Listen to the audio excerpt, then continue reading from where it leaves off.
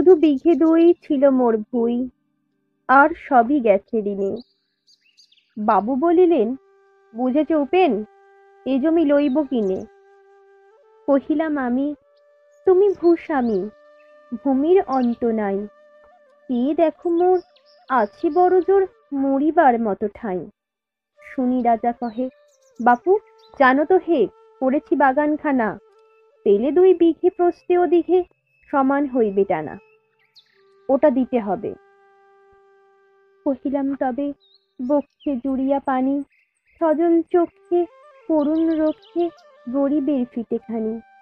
সপ্তপুরুষ যেথায় মানুষ, সে মাটি সোনার বাড়া, দৈনির দায়ে বেচিব সে মায়ে এমনই লক্ষ্মী ছাড়া।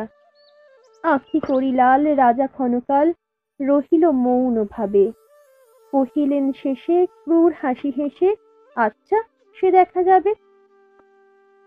পরে মাস দেরে ফিটে মাটি ছেড়ে বাহির হইনু পথে, করিল ডিক্রি সকল বিক্রি মিথ্যা দিনার ক্ষতে। এ জগতে হায় সেই বেশি চায়, আছে যার ভুরি ভুরি, রাজার হস্ত করে সমস্ত কাঙালির ধন চুরি। মনে ভাবিলাম মোরে ভগবান রাখিবে না মোহ গর্তে, তাই লিখে দিল বিশ্ব নিখিল 2 বিঘার পরিবর্তে। সন্ন্যাসী বেশে ফিরি দেশে দেশে হইয়া সাধুর শিষ্য, কত হেরিলাম মনোহর ধাম, কত মনোরম দৃশ্য। ভূধরে সাগরে বিজনে নগরে যখন যেখানে ভ্রমি, তবু নিশিদিনে ভুলিতে পারিনে সেই 2 বিঘা জমি। হাটে মাটে বাটে এই মতো কাটে বছর 15-16, একদিন শেষে ফিরিবার দেশে বড়ই বাসনা হলো।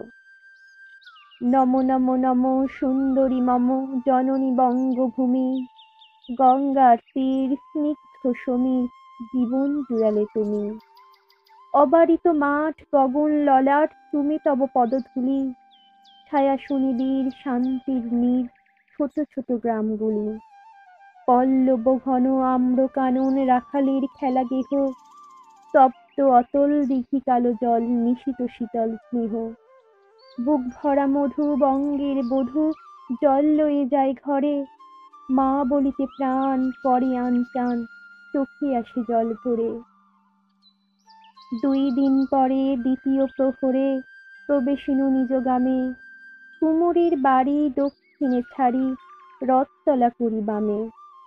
রাখি হাট খোলা নন্দীর গোলা মন্দির করি পাছে, ঋষাতুর শেষে পহুছিনু এসে আমার বাড়ির কাছে। ধিক ধিক করে শতধিক তোরে নীলাজ কুলটা ভূমি, যখনই যাহার তখনই তাহার, এই কি জননী তুমি। সে কি মনে হবে একদিন যবে ছিলে দরিদ্র মাতা, আঁচল ভরিয়া রাখিতে ধরিয়া ফল ফুল শাক ও পাতা। আজ কোন রীতে কারে ভুলাইতে ধরেছ বিলাস বেশ, 5 রঙা পাতা অঞ্চলে গাঁথা পুষ্পে খচিত কেশ। আমি তোর লাগি ফিরেছি বিবাগী গৃহহারা সুখহীন, তুই হেতা বসি ওরে রাক্ষসী হাসিয়া কাটাস দিন। ধনির আদরে গরব না ধরে এতই হয়েছ ভিন্ন, কোনোখানে লেশ নাহি অবশেষ সেদিনের কোনো চিহ্ন। কল্যাণময়ী ছিলে তুমি ওই ক্ষুধাহরা সুধারাশি, যত হাসো আজ যত করো সাজ ছিলে দেবী হলে দাসী। বিদীর্ণ হিয়া ফিরিয়া ফিরিয়া চারিদিকে চেয়ে দেখি, প্রাচীরের কাছে এখনো যে আছে সেই আম গাছ একই। বসি তার তলে নয়নের জলে শান্ত হইল ব্যথা, একে একে মনে উদিল স্মরণে বালক কালের কথা। সেই মনে পড়ে জ্যৈষ্ঠের স্বরে রাতে নাহিক ঘুম, অতি ভোরে উঠি তাড়াতাড়ি ছুটি আম কুড়াবার ধুম। সেই সুমধুর স্তব্ধ দুপুর পাঠশালা পলায়ন, ভাবিলাম হায় আর কি কোথায় ফিরে পাবো সে জীবন। সহসা বাতাস ফেলি গেল শ্বাস শাখা দুলাইয়া গাছে, 2টি পাকা ফল লোভিল ভূতল আমার কোলের কাছে।